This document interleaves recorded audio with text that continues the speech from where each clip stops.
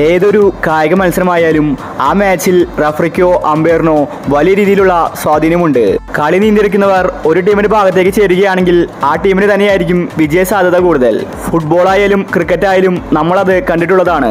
പല മാച്ചുകളും ജയിപ്പിച്ചിട്ടുള്ളത് കളി നിയന്ത്രിക്കുന്നവരുടെ തെറ്റായ തീരുമാനം കൊണ്ടാണ്. ഇപ്പോഴിതാ ഇന്നലത്തെ മത്സരത്തിലും അതുപോലത്തെ ഒരു അനുഭവമാണ് ഇന്ത്യക്കുണ്ടായത്. ജയ്സ്വാളിൻ്റേത് ഔട്ടല്ലായിരുന്നു.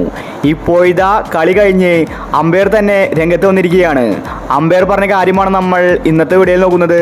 ഇതുപോലത്തെ ക്രിക്കറ്റ് ന്യൂസിന് വേണ്ടി ഈ ചാനൽ മറക്കാതെ സബ്സ്ക്രൈബ് ചെയ്യൂ. ജയ്സ്വാൾ ഇന്നലെ ഔട്ടായില്ലായിരുന്നുവെങ്കിൽ ഇന്ത്യ കളി തോൽക്കില്ലായിരുന്നു. ജയിച്ചില്ലെങ്കിലും സമനിലയെങ്കിലും ഇന്ത്യക്ക് പിടിക്കാമായിരുന്നു. ഇപ്പോഴിതാ കളി കഴിഞ്ഞ് അമ്പയർ പറഞ്ഞത് ഇങ്ങനെയായിരുന്നു: ജയ്സ്വാളിൻ്റേത് ആദ്യം ഞങ്ങൾ നോക്കിയപ്പോൾ ഔട്ടല്ലായിരുന്നു, പക്ഷേ ഞങ്ങൾക്ക് സംശയം തോന്നി. അതുകൊണ്ടാണ് ഞങ്ങൾ ബോൾ ട്രാക്കിംഗ് നോക്കിയത്. അതിൽ വേരിയേഷൻ ഉണ്ടായിരുന്നു. ശരിക്കും സ്നിക്കോമീറ്ററിൽ ഗ്രാഫ് വന്നിട്ടില്ലെങ്കിൽ അത് നോട്ട് ഔട്ട് തന്നെയാണ്.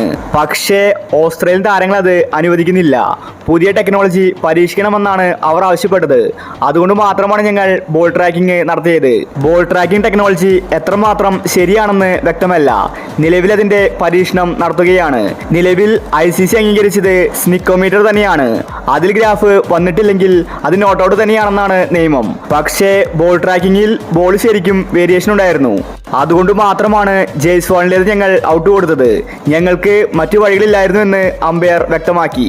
സ്നിക്കോമീറ്ററിൽ ഗ്രാഫില്ല, പിന്നെ എങ്ങനെയാണ് ബോൾ ട്രാക്കിങ്ങിൽ മാത്രം ഔട്ട് കൊടുക്കുന്നത്? ക്രിക്കറ്റ് ആരാധകർ ഒന്നടങ്കം തലപുകച്ച ആലോചനയിലായിരുന്നു. ശരിക്കും ഇത് പുതിയ ടെക്നോളജിയാണ്, പക്ഷേ ഇത് എത്രമാത്രം കൃത്യമാണെന്ന് പറയാൻ സാധിക്കില്ല.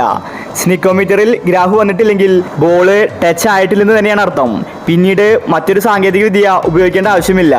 എന്തായാലും ഓസ്ട്രേലിയ കളി ജയിച്ചു. ഇന്ത്യ നാണം കെടുകയും ചെയ്തു. അപ്പോൾ ജയ്സ്വാളിന്റെ ഔട്ടാണോ? നിങ്ങളുടെ അഭിപ്രായങ്ങൾ താഴെ കമന്റ് ചെയ്യുക. ഇതുപോലത്തെ ക്രിക്കറ്റ് ന്യൂസിന് വേണ്ടി ചാനൽ മറക്കാതെ സബ്സ്ക്രൈബ് ചെയ്യൂ.